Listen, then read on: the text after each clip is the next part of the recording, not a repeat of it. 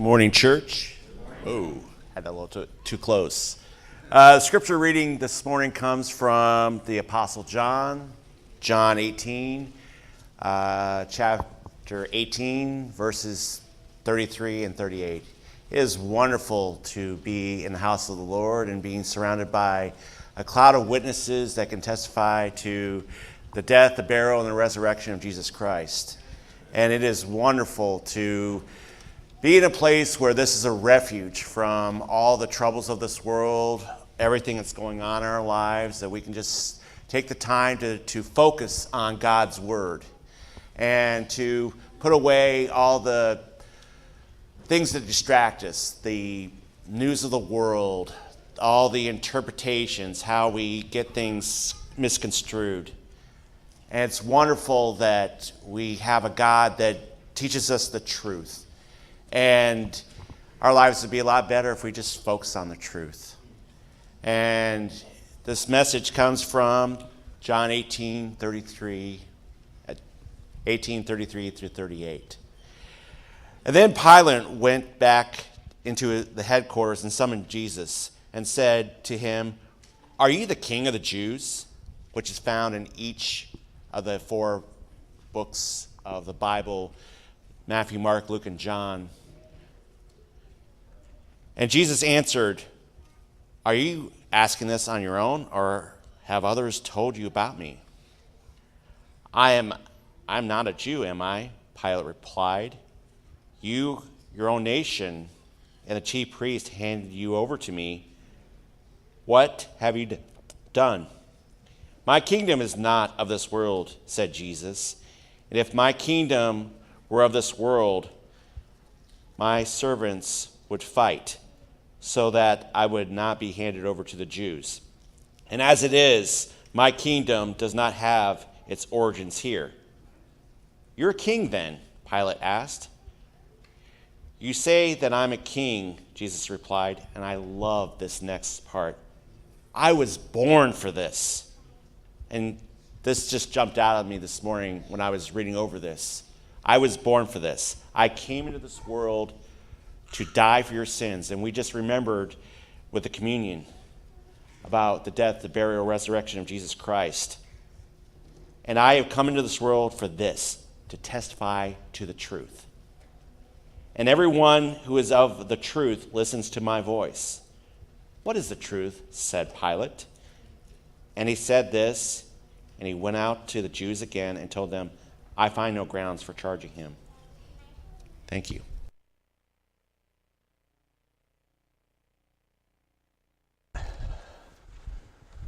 Thank you, John.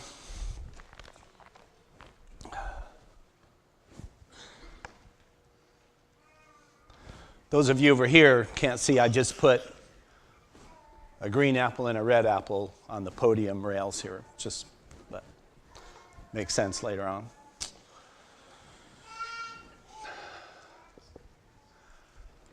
When I was in junior high school,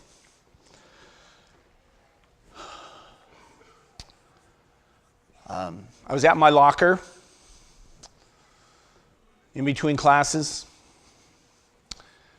and I was grabbing my books, and the books were in the back of the locker. My coat was in the front of the locker. And when I pulled my coat out, a pack of cigarettes fell out on the floor. Yeah, I know it sounds mild today. Is that all that fell out? It's just cigarettes? So? And unfortunately, one of the teachers just happened to be walking by. And so I got busted.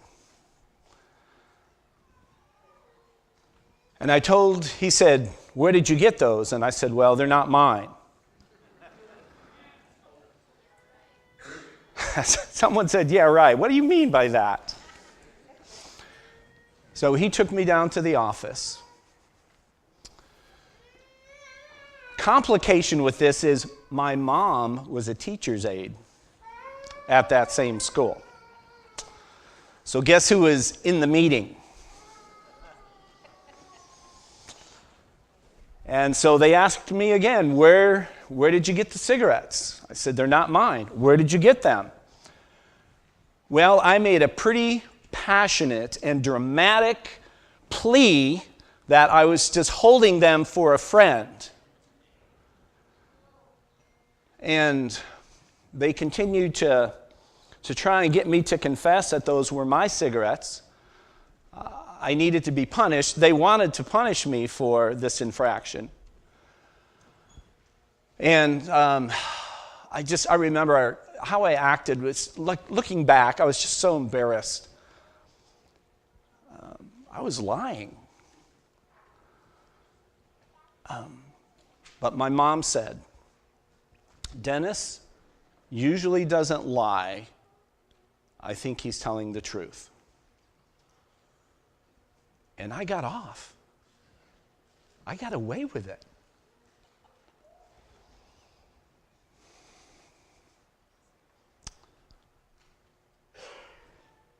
The story is not so much about my mom, but some of perhaps the reasoning behind her willingness to listen and take my side has to do with her loyalty to me, how much she loved me. The fact that my life wasn't necessarily characterized by being deceptive.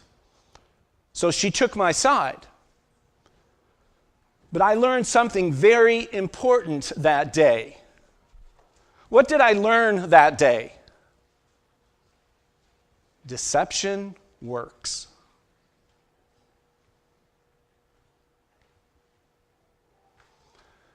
And so the next 7 years of my life was a series of doing things I shouldn't do and then trying to cover up because I didn't want to get in trouble. I bought those cigarettes. I had my own money. I had a paper route. I did lawn work. I bought those cigarettes with my money. That was the truth. But I learned that day deception works. And until I came to account for that, that is where my life would be.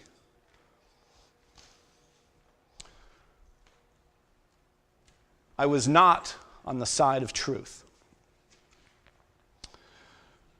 Last week, I'd mentioned that the crucifixion of Jesus is an historical fact. It is a stated truth of the Christian faith. It's a truth statement. It is the truth.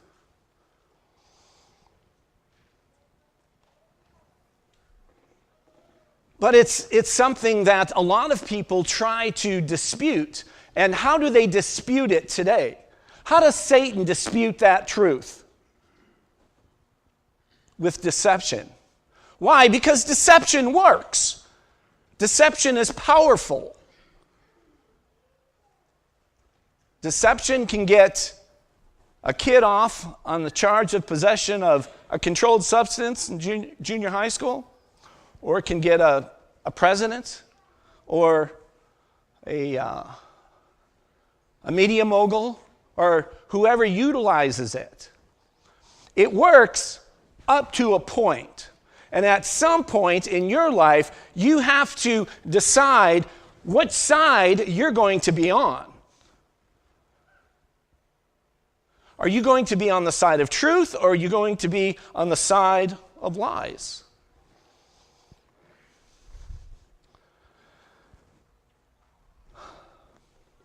Why did Jesus come to the earth?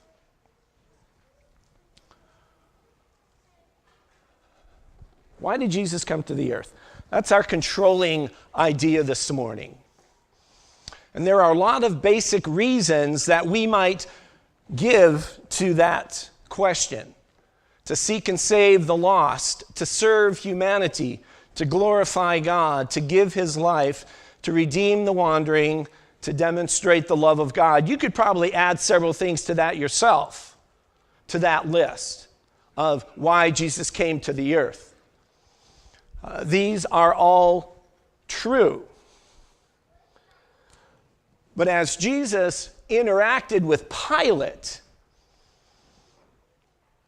he gave him a different sort of answer. And that's what John read for us in John chapter 18. John is your favorite book, John? Or 1 John? 2 John? John 18, verse 33. Jesus has this discussion, and it's really an interrogation that Jesus is undergoing. And the interrogation goes a little something like this. Pilate asks him the question, "Are you the king of Israel?" But I wonder if it was more like something like this. He's heard about Jesus. But how are you the king of Israel? How is this true? How you don't have an army? It doesn't seem to have a very developed plan of attack to overthrow the government. You've never committed a violent act for your life except for turning over the tables in the temple, and that was a little unexpected, but that's it. You're the king?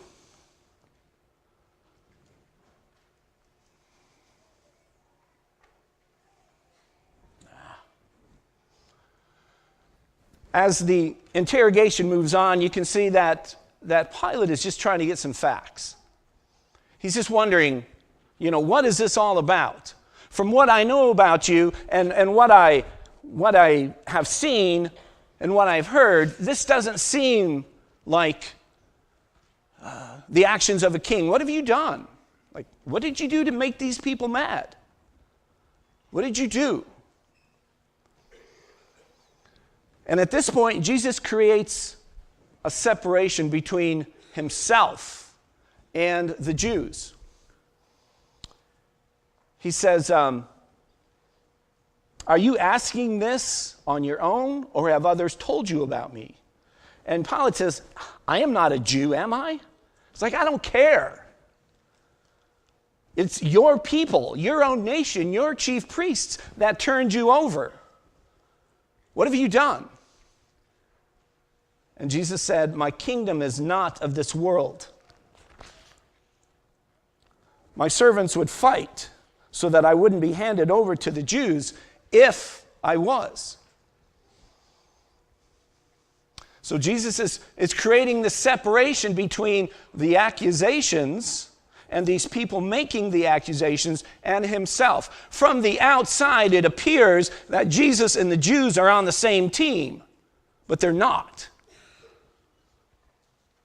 One of them is dealing with truth, the other one is dealing with deception.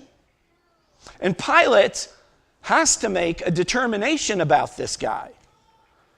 Pilate has to figure this out.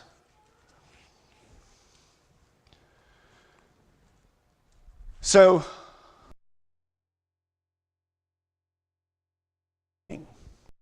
read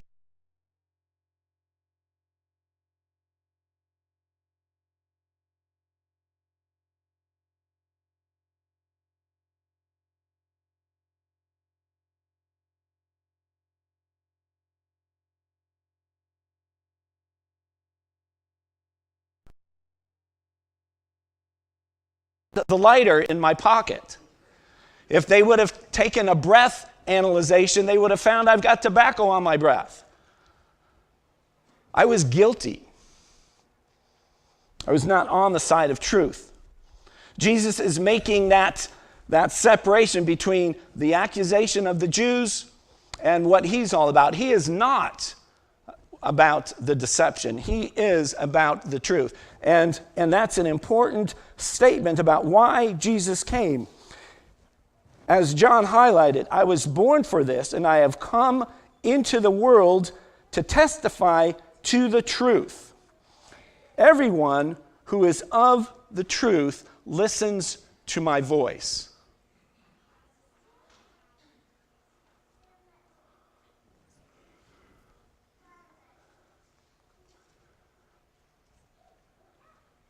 So there's two sides that are set up here. And Pilate really has to make a decision based on the best evidence he can determine from this questioning, from the charges that are being made.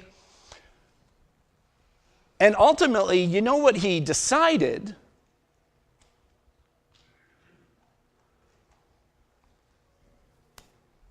But there was some intermediate stuff within there that reflected the truth. He asks the question, what is truth? I don't think he asked this as a truth seeker. He was probably a skeptic. He was probably like the people of his time, the people of our time, when it comes to talking about stuff like this. And the fact that sometimes the world can be a rotten place. And if someone comes and tells you, you know, there's truth and then there's deception, what is truth? And especially since Pilate is thinking Jesus is just part of the Jews, then he's got to do some hashing out. He's got to figure out what it is that's going on.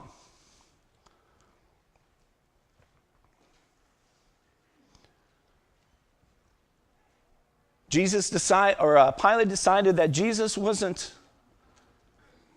guilty of sedition. He wasn't guilty of trying to overthrow the Roman government. He's not sure what he's guilty of because Pilate is not on the side of truth. Pilate is still on the side of deception. So he's trying to figure this out, but what he does know is that Jesus isn't a threat in the political sense to the Roman government. Now, of course, we know that Jesus really was a threat. Jesus is a threat to all powers because he's the ultimate power.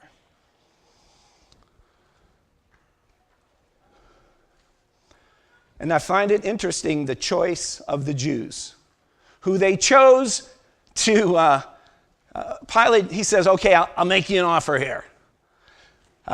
It is our custom to let one of your people go that we're holding in prison. We'll just let Jesus go. And who do they want?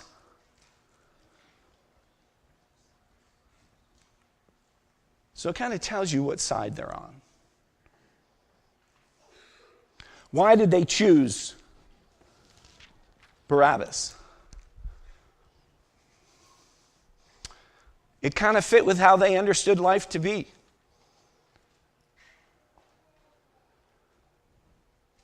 Why did my mom choose to listen to me and defend me? Now, I'm not throwing my mom under the bus. I put her in a very difficult position that day. She listened because she loved me. I was more important to her than whatever else was going on around her. So, but that's what deception does. It tricks you into believing the wrong thing, right? That's the purpose of deception. To get you to do something that the person who's directing the activity wants you to do. So the basic reason Jesus came was to establish what was truth and what was deception. And everyone on the side of truth listens to him. And so Pilate's got to say, where am I? And he wasn't on the right side, but he knew. See, and that's one of your signs about truth and deception. If you're listening to something and it doesn't seem right, my mom should have said, Dennis, the evidence looks pretty bad. You need to fess up. And this meeting isn't ending until you tell the truth. She might say, I don't want you to be a person who lies. I don't want this to be your defining moment in life. I want you to tell me the truth. And Jesus came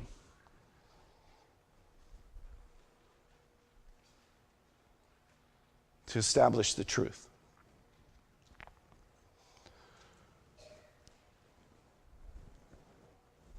He came to draw the lines of the last battle in the cosmic war. I love this graphic. There's a lot of detail to it, but it kind of puts this battle that does exist in our world into a context. Truth is reality. The lie is illusion. And those two things have been in conflict since the very beginning. I love it says, we are either imago Deo or imago Gu. We are either in the image of God or in the image of Gu. See, isn't that what they're trying to tell us? Isn't that what the deceptive side, that we weren't created by a loving and generous and graceful God? We're just the product of Gu? I think it's funny.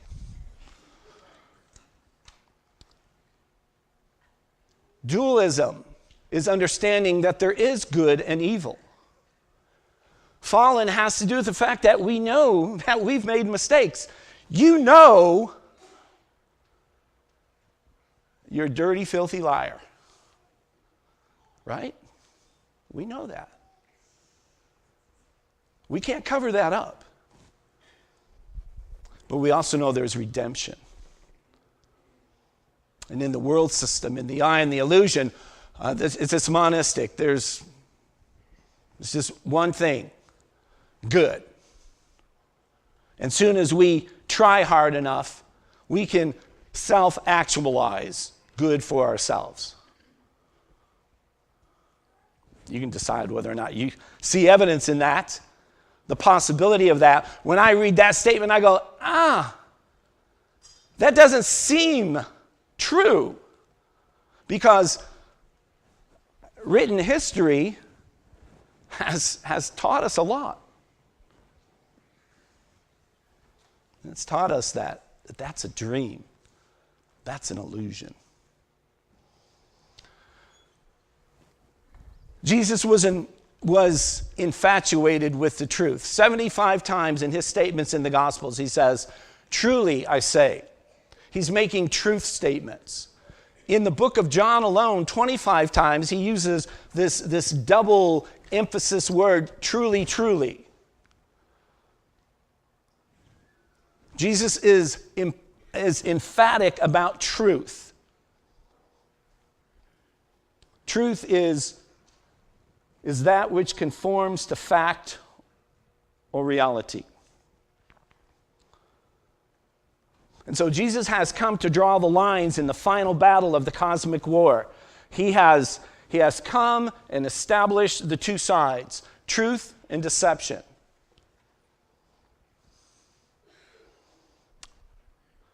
What is right, what is wrong. It is a war that goes back to the beginning, Genesis chapter 3, verses 1 through 6, when you see that Eve had information. She and Adam, they both had information. And what got them to act differently from the information that they possessed? It was deception. It was deception. And it should have been obvious. Some of it was an outright lie, but what Satan did was he took the deception and packaged it in such a way that made it look good.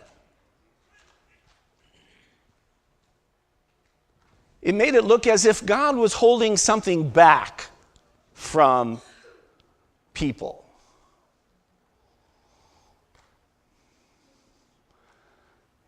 And it looked good to the eye. It was pleasing.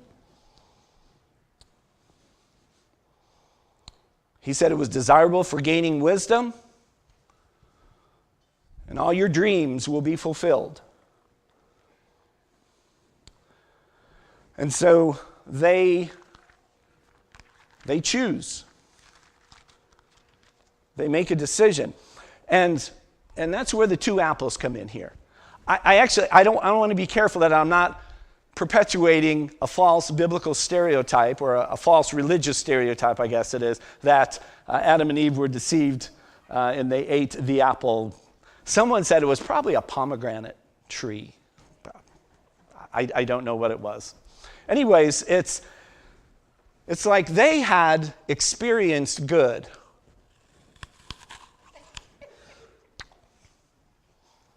They lived in the garden with everything they needed, everything provided. They lived according to reality. They lived according to truth. And it was good. It was good. But then, Satan says, here's an option.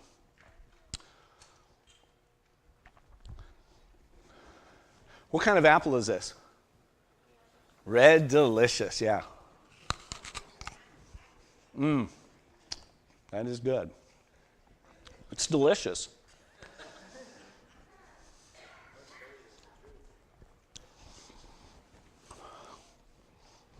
Verse 7 of Genesis chapter 3 says, "Then the eyes of both of them were opened, and they knew they were naked. So they sewed fig leaves together and made loincloths for themselves." There's so much there. There's so much in that little statement. See, now they were in a position where they tasted both. And both had their benefits. Both were good. Yet they're fighting against that which is already within them. So they know running around naked is not a good thing. And so they make clothes. See, they're fighting now. They're fighting the lie. They have a reality, but now they're dealing with this too. And that's what it means by knowing good and evil. So what it says at the end of the chapter, God removes from us at this point the ability for immortality. He takes away from us the tree of life.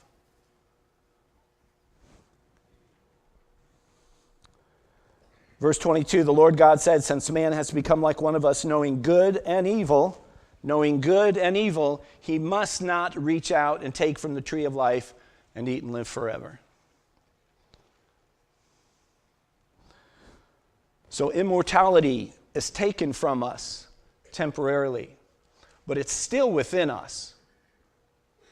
That's Imago Dei, created in the image of God. And they're caught in the middle. We feel caught in the middle, don't we? The deception, it works because it's not true, but it's truthy. We might say, he makes a good point. But just because someone makes a good point, that doesn't make it true. It's just a good point. Satan had a good point. I had a good point. I didn't want to get in trouble. My cause was worth utilizing deception so that I could get my way.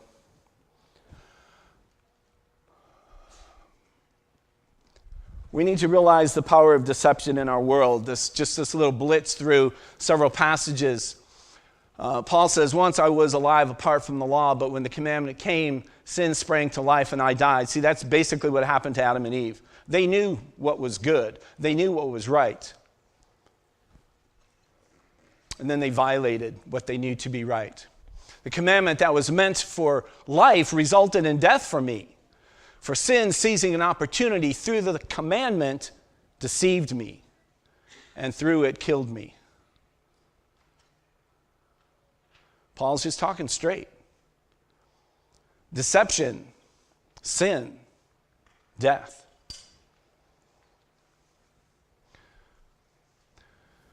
Ephesians 4:22 through 24, you took off your former way of life, the old self that is corrupted by deceitful desires. You're being renewed in the spirit of your minds. You put on the new self, the one created according to God's likeness in righteousness and purity of the truth. You put off the deceitful desires and took on the purity of truth. Paul says, 2 Thessalonians chapter 2, verse 9, the coming of the lawless one is based on Satan's working with all kinds of false miracles, signs, and wonders, with every unrighteous deception among those who are perishing. See, he's trying real hard to make you think he is God.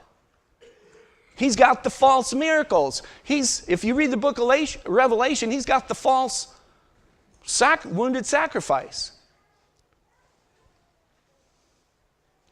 It says they perished because they did not accept the love of the truth in order to be saved. They chose poorly. And then the Hebrew writer says, watch out, brothers, so that there won't be in any of you an evil, unbelieving heart that departs from the living God. But encourage each other while it is day, while it is still called today, so that none of you is hardened by sin's deceptions. Now, you're saying, so that can affect God's people? Deception can affect God's people? Yeah. Yeah, that's what he's telling us. He says, watch out for it. Watch out for it. So you don't make a stand for deception. Can you imagine doing that? That's kind of what my mom did. Again, I don't want to throw her under the bus. I put her there. Satan puts you there too. So I want to encourage you to take a side this morning. Satan's attempt with all of the noise in our culture is to lead you astray. And the place where we find this, Matthew 24:24, Jesus is talking about religious people who will come and lead you astray if that were possible. That's Satan's goal, to lead you astray. Paul tells us Satan appears as an angel of light, 2 Corinthians 11:14 and 15. Satan appears as an angel of light. And then he says, it's no wonder his servants do the same thing. And when he says servants, I don't think he's talking about the demons. I think he's talking about the people who have surrendered the war or who are on the wrong side. Those who embrace deception as opposed to those who embrace truth. Protect against deception. Guard your mind. Learn the truth. Open your eyes to what's going on out there. And realize that you're just not protecting yourself. You're protecting what you are responsible for. You're protecting your family. You're protecting those who are close to you. You're protecting the church.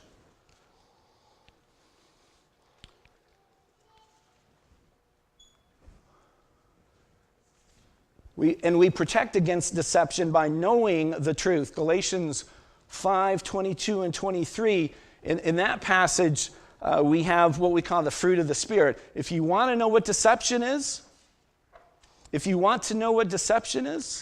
the opposite of those things. If you see the opposite, run. If you see the opposite, ask, question, what is this? Is this true? And pursue integrity of faith. And that just means that I have, as a Christian, decided to take a side for truth. And so not only do I say, I'm a Christian, I live like I'm a Christian. See, Satan wants to tell us, you don't have to worry about that too much. He's got your back. If you're a Christian, live like a Christian.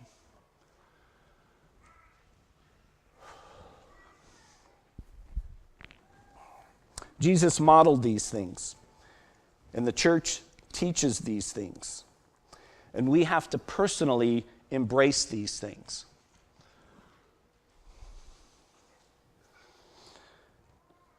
And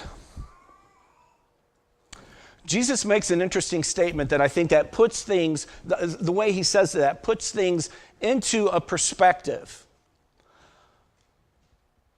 When I became a Christian, I decided that I was finished living on the side of deception. That's why I did that. That's why I took that step. I believe that is, some people say, well, why should I be baptized? Or what is baptism? Baptism is that time when I say, I'm done living the deception. When I say I'm done living the deception, I'm kind of putting myself on a side, aren't I? I'm putting myself on the side of truth. And that prepares me to hear his voice.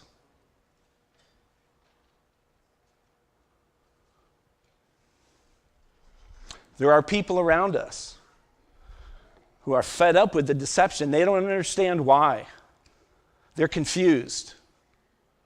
They want to be on the side of truth, but they don't know the way. And that's our job. When we take a side, we're taking a side in the battle. Now, I said Jesus drew the battle lines for us. We're side of truth or the side of deception. But Jesus won the war. And that is the cool thing about all this, is we know where this is going. We know where this is going. We know how this story ends. And so this morning, I want you to be strong in your faith about that. I want you to realize that the deception is there to get you off track, but since you know how it ends, you have lots of good reasons to dig in and stand firm. This morning, if you're convicted to respond during this next few minutes, our elders will be in the ends of the rows in the auditorium, the different places in the auditorium, to pray with us. Maybe you're ready to take a side, to take a stand this morning, to be baptized into Christ and to say, this is where I am, to find a solution for deception. To find a solution for the consequences because you followed the deception. This morning, if you need to respond, I encourage you to do that while we sing this song, while we stand and sing this song.